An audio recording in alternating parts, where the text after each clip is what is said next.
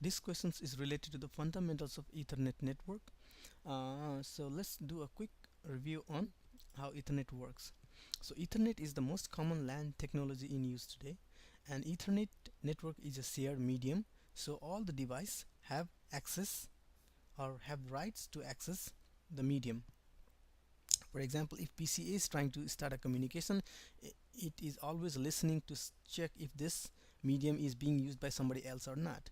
If it finds that medium free, it starts sending the packet. And also while sending the packet, it is monitoring if it hears for any kind of collision.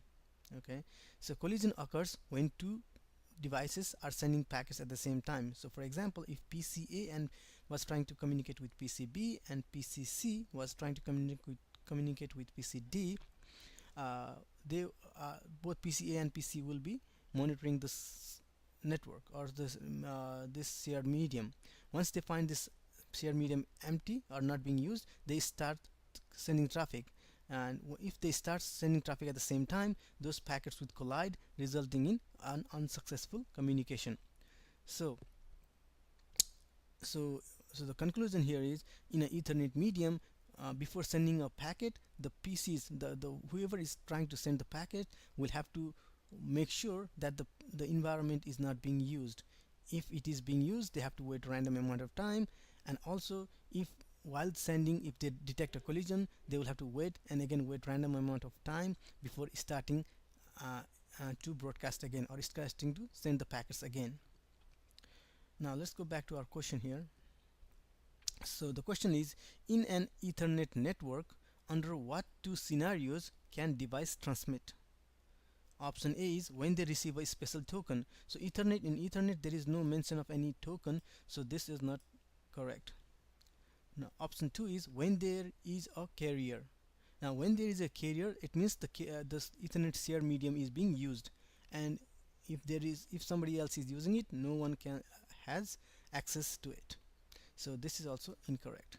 Now option C is when they detect no other devices are sending, and this is correct. So on Ethernet, a device can only send traffic when no one else is using the shared medium or the shared medium is idle. Okay, so this is correct. And option D is when the medium is idle. Again, the option C and D are saying the same thing in two different ways.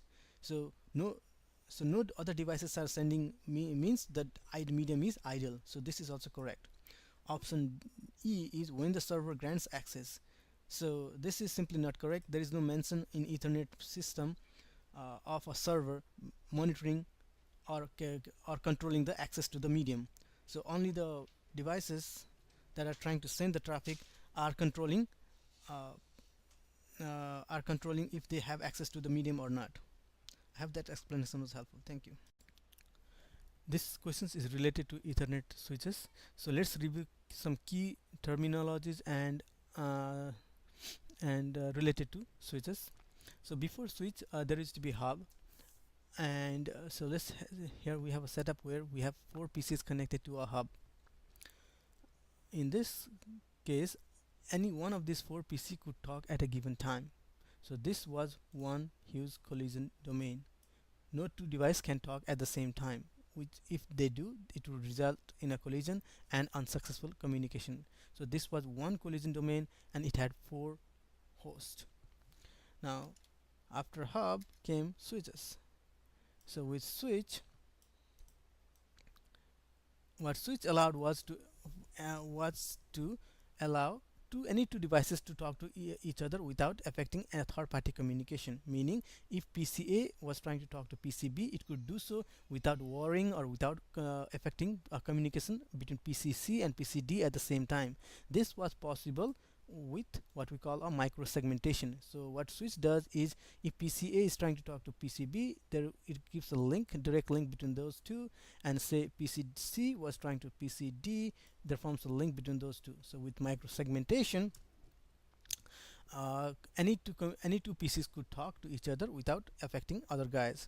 So in a theory, each link acted as its own collision domain. So there would never be a collision happening when 2 PCs talk which are connected via switch. So we have 1, 2, 3 and 4 collision domain. So microsegmentation resulted in increasing the number of collision domain. Okay, earlier with hub we had one collision domain. Now with switch, because of microsegmentation, we have four collision domain. But with hub we had one collision domain, we had four hosts, so it was a large collision domain. But in case of switch, we end up having four collision domains, but each collision domain has one host only. So the number of collision domain increases, but the size of collision domain decreases. Okay, so now let's talk how switches handle packets. So let's connect another switch, assuming all these ports are in VLAN. So 10, this is in VLAN 10. So all these hosts in this PCs are in VLAN 10. The PCs that are in brown color are in VLAN 10, and this, assuming this one is VLAN 20. Okay, so uh, if a switch does not know, so the first thing is to understand is switch uses only layer 2 information to make a forwarding decision. So it will look at the layer 2 addresses, either that would layer 2, that is MAC address, and makes the either makes a decision either to forward or not forward the packet. So for example, if a switch receives a packet from PCA, and it does not know the destination MAC address or where the destination MAC address is, it will forward that packet to all the ports that are part of the same broadcast domain except the one that is received on. So if PCA sends a packet and that switch does not know where the MAC address is, so it will forward to all the packets that are part of the broadcast domain. So it will be 10 10 10, this three ports. Okay, so our broadcast domain, let's review quick on the broadcast domain. Our broadcast domain is a logical part of a or division of a computer networks. In a broadcast domain, all the nodes can reach via broadcast at the data link layer, meaning if our PCA sends out a broadcast message, it will be received by B, C, and D because they are part of the same broadcast domain. So and the broadcast domain is defined at layer 3, meaning in IP link layer, these all devices will have IP address out of same network. And at layer 2, the boundary for broadcast domain is defined by the VLAN, right? So in a broadcast domain is defined in terms of layer 2 addresses, all the ports that are in same VLAN. In layer 3, all the devices that are part of the same network address.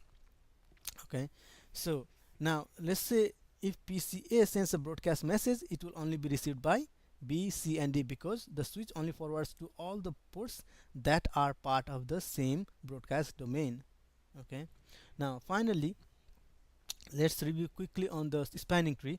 So I will not talk about how spanning tree election happens right now, but say between we have a simple setup of three switches connected to each other via a 1 gig link. Each switch are connected to each other, and for after the spanning tree happened, let's assume this switch let's assume switch A or switch 1 won the root. So switch 1 became the root. If switch 1 becomes the root,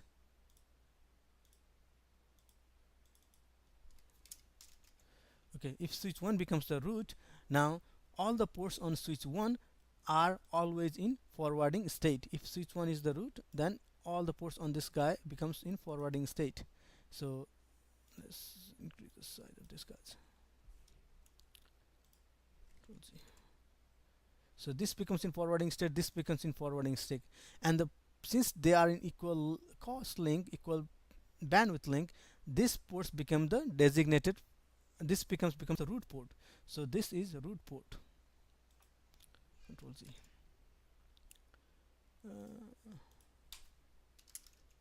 Root port.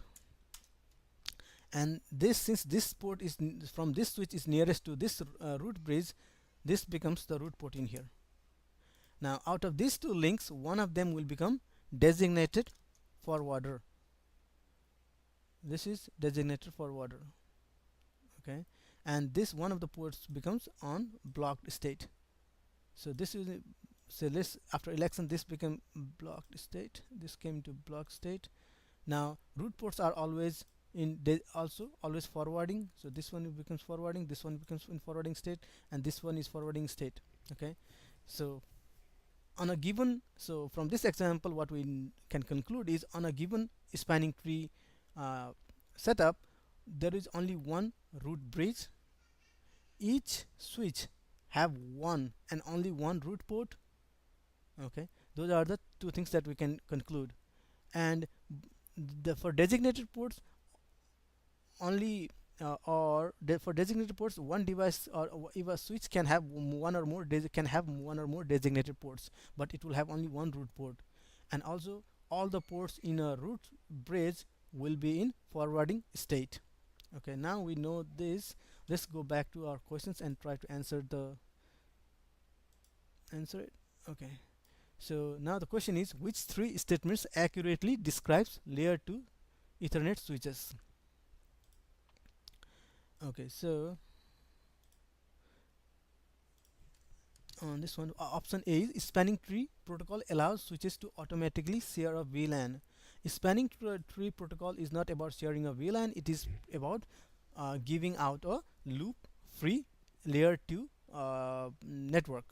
Okay, so this is not correct. Number B is, establishing VLAN increases the number of broadcast domain. So this is also not correct, because if you remember, the VLAN is the definition, or the defines the one VLAN is gives out one broadcast domain. So or VLAN is the border in terms of layer 2's addresses. So in layer 2 environment, VLAN is the gives out which ports are part of one broadcast domain. So the establishing of VLAN increases the number of broadcast domains. So the number of VLAN is equal to the number of broadcast domain. So they are directly connected. It does not increase. So B is not correct. Number C is, switches that are configured with VLANs make forwarding decision based on both layer 2 and layer 3 address information. So switch only works on layer 2. It have no understanding of layer 3. So switches, whenever they make a decision, they are made entirely out of layer 2 information. So this is incorrect.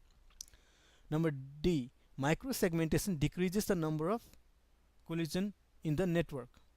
And if you remember this correctly, so in switch, because of microsegmentation, there will never be a collision, because each port is its own collision domain. So this sounds correct.